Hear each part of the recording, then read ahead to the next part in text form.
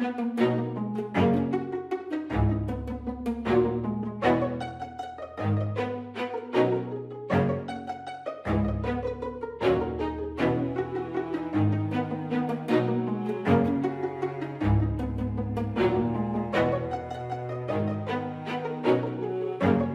it up, Gino.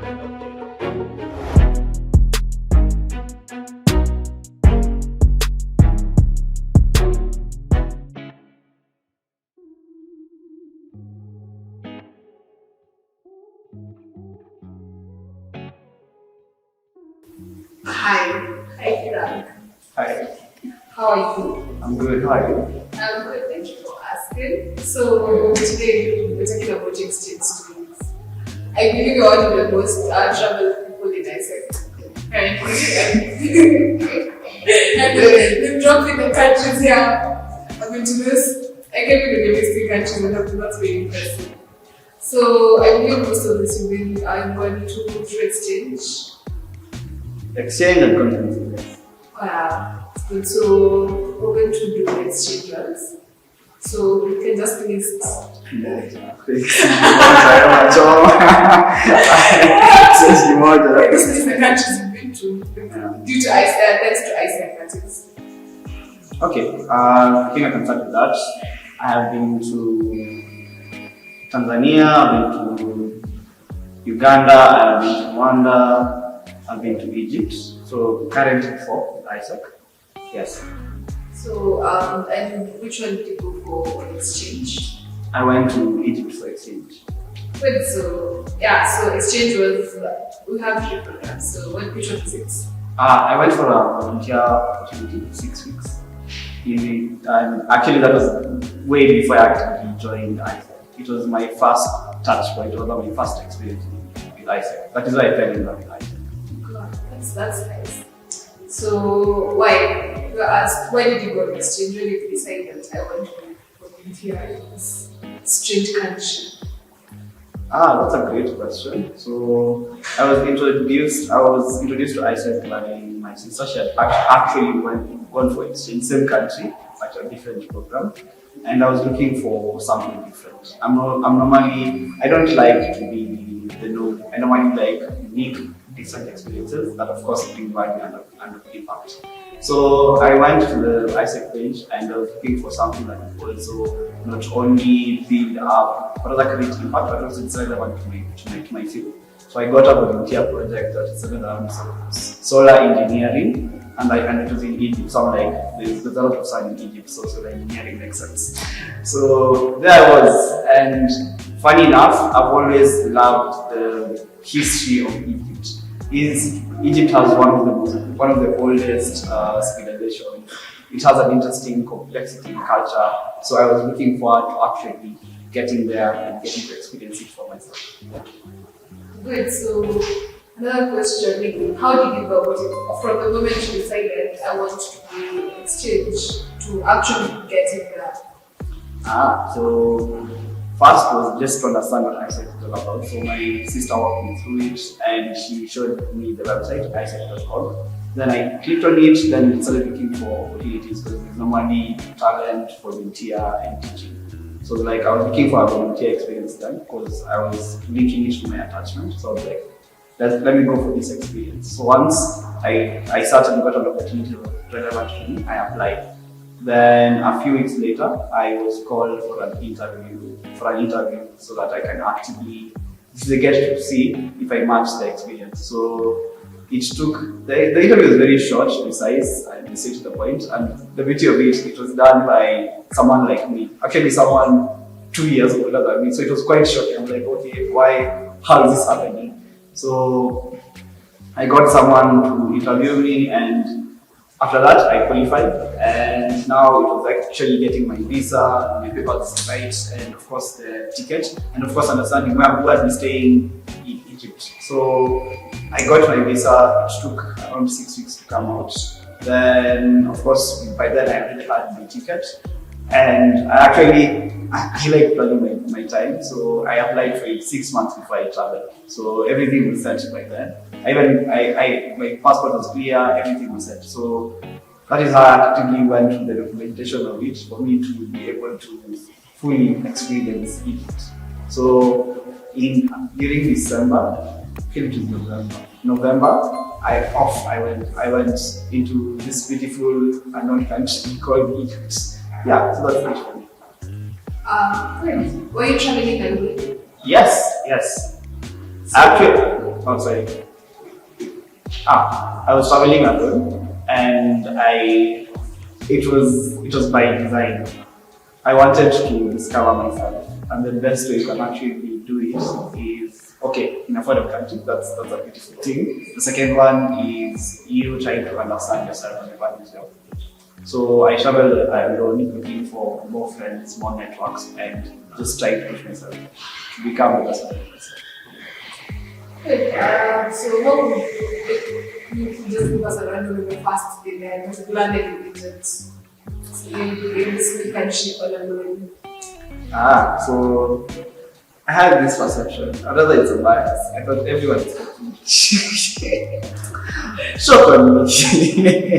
So I landed, the beauty of it is that when I landed, there was someone to pick me from the airport. So, and I landed around 2 a.m. and we met, he just introduced himself, he booked a taxi for me, he helped me change the currency, he walked me through as we were traveling because the airport was a bit far from where I was staying. He was walking me through the do's and don'ts of the country and how best I can actually be the best version of myself now for ISET, and of course with the opportunity that's coming then of course because he was actually like an year younger than me. He was just giving me like also like what aside from the technicalities of the work and the UK experience, what are these fun activities I can do in Egypt and get to like experience every aspect of Egypt. Yeah. Great. Now you spent 6 weeks. Yes. That is a month and a half, yeah? Yes. How was it? How was the whole experience? The highs, the lows? Yeah. Yeah, so you talked about my first day. The second day, I actually got lost. So I exited where I was staying, and I actually forgot because the buildings looked similar across one. So I was going to buy food. I was like, okay, let me go buy food. Got a place, and it was very interesting. So when I was walking back, I realized I don't remember the building because there were like 3 buildings that were the same. So I spent like an hour just trying to maneuver around, but I got myself. So that was one of my lowlights and one of my funniest moments there. But something I loved about Egypt, especially in Cairo, is the fact that those people are very welcoming. There was a time I was having a challenge with changing currency, or rather I was just buying things and I overspent. And the guy followed me to where I was staying to fund me the cash. They're like, no, it's not £20, it's £5, here's the 50. So it was a very interesting dynamic. Then the fact that there's a beauty. I love architecture, and Egypt has a lot to offer. As I mentioned before, they have one of the oldest civilizations. So getting to experience the pyramids was a highlight for me. Getting to experience the transition between cultures was also something I was looking forward to. Because they have, let me just go into a historical land rant, but they have a period where they were colonized by Christian Orthodox, then came back to Islam. So there's a beautiful transition between different religions, different cultures that make Egypt one country. So that was something that was mind-blowing for me. And the fact that then, aside from the architecture of it, is also the scenery. Sand is not just brown, there is even purple sand apparently. So it was quite a beautiful experience for me to get to experience the sceneries too. And one of my highlights is a place called Black and White Desert. It's clear skies and white sand. You get to experience, I haven't traveled to space yet. You get to experience the universe through your lens, and it's something beautiful because there's almost zero light pollution. So experiencing the sceneries was a highlight for me. But something I need to mention is the fact that I also created impact there. it was a volunteer experience, solar engineering, and we were installing solar pumping systems in rural areas of Egypt. And you could see the joy that it brought to the community that were actively doing that.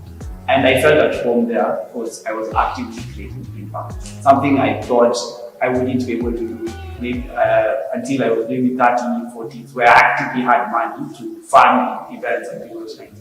But it was that small value and the big value I brought during the course of my experience that made it holistic for me.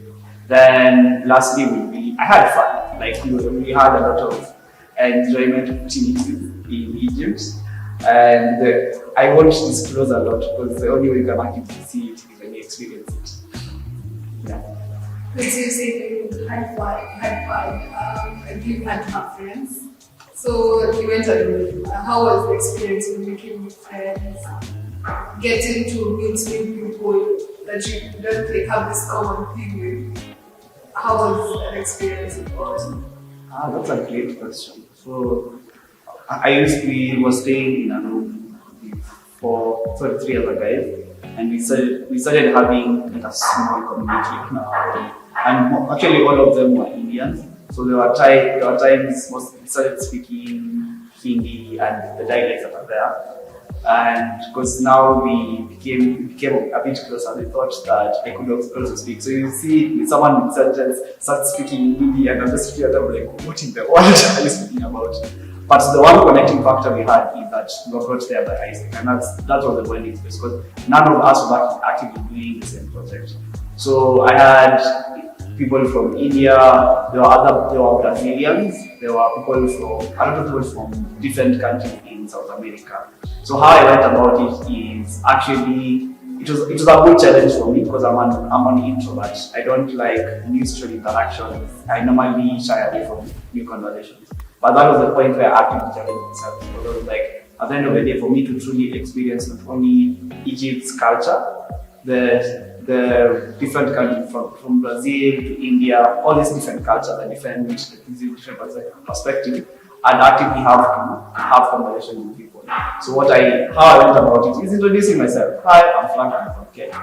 Then something that, funny enough, Kenya is known but also not known. So it was also a good guessing game for them to guess where Kenya is. So I tried to make my introductions as fun and as genuine as possible so that I can fully connect with those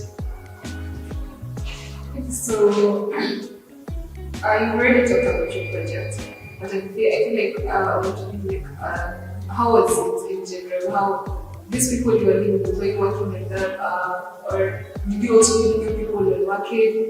How was, now apart from the fun and all that, now your work experience in Egypt for 6 weeks?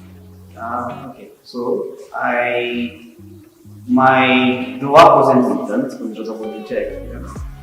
But what I mentioned is it was beautiful people was creating impact. So and funny enough, I stayed in Cairo, but I was traveling different parts of Egypt as I was creating impact because that was what my project was about. We were installing them in places like Sharm el-Sheikh, like different areas in Egypt. So I got to also travel a lot during the course of my work experience.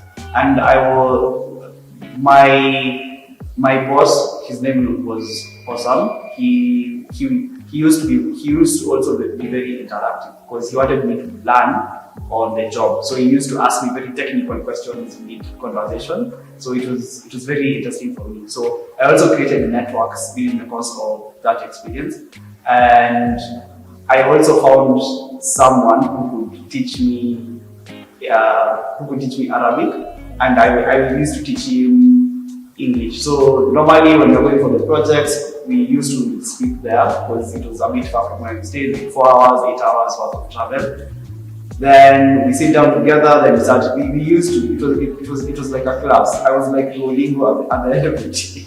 So I sit down, write a sentence in English, he sits down, write a sentence in Arabic, and we get to translate, get to expound on it because he was actively willing to learn. And he was around, let's say, in his early 40s, but at the end of the day, we were able to connect together because we had one connecting factor, trying to understand different cultures. So So you said you were taught Arabic? Yes, I was. Go ahead and you say like. What an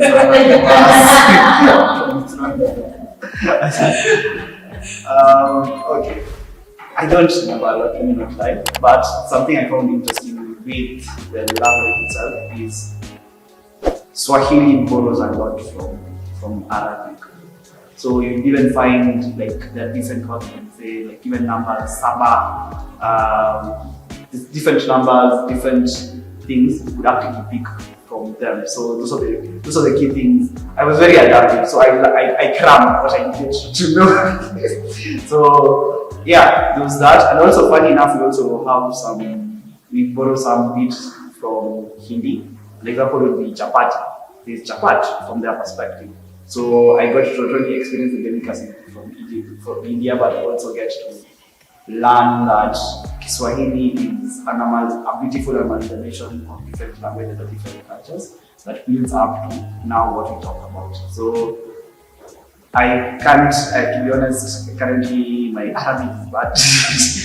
But something I learned is that even from the different culture and different networks build up to something beautiful, and from what I got is how Kiswahili borrowed from all of these areas. So it was just a quick interest. What would you tell someone who's sitting at home researching regarding exchange? Like, what would you tell them? I know, like sitting at home, but just traveling across the country. Travel, like in this beautiful world, you can easily get bored with things, and travel is normally a big solution to this. Like, why get bored in a world such as beautiful as this? Travel as much as you can, live as long as you can in terms of the travel experience, and get to fully experience the world at large. The world is your oyster. Get to not only see and visit it, but fully experience it present there. And the best you can actually do it is through Isaac and Flex. Follow us at Isaac in Kenya. Like, share, subscribe, and love to see you in this beautiful experience we call Isaac.